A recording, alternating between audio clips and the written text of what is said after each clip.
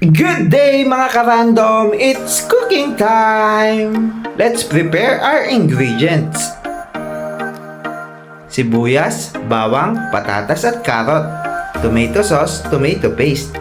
Worcestershire sauce at sky flakes, pickles, asin at paminta. Half chicken and kalahating kilong baka. At dito sinimulan ko ng gayatin ng mga sangkap. Shoutout! Tropang Unggoy, Kulot, Jose, Cled, Prince, Noriel at Sunday Salada. Habang naggagayat, pinakuluan ko na rin ang manok at baka.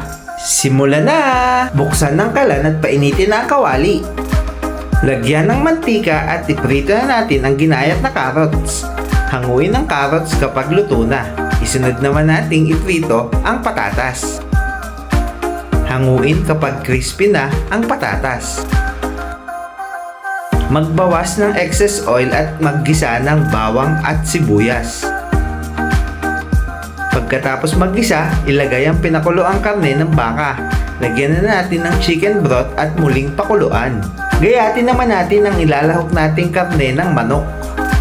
Shout out Kuya Ronel Del Mundo! Pagkatapos gayatin, ilagay na natin sa ating niluluto. Magdagdag ng broth para mas mapalambot at takpan. Timplahan natin ng bahagya ng paminta at asin. Haluin at muling takpan.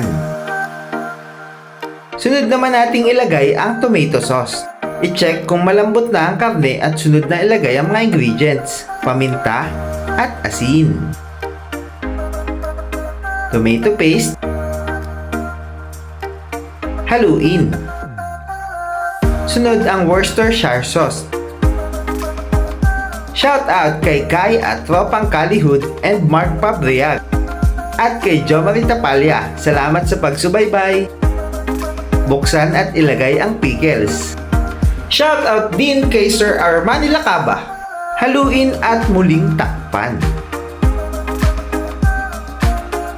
Ilagay ang reno. Reno, baka naman. Ilagay ko na rin ang bell pepper. Dapat labuyo to kaso breastfeed si Mrs. Pwede na din. Eden cheese. Bikini Man, sponsor please. Ilagay na natin ang dinurog na sky flakes, pampalapot ng sauce. Inilagay ko na rin ang pritong patatas at carrots. Luto na ang kalderetang baka at manok. Ito na, serve hot! Maraming salamat sa panonood. Please comment, like, and share. Thank you!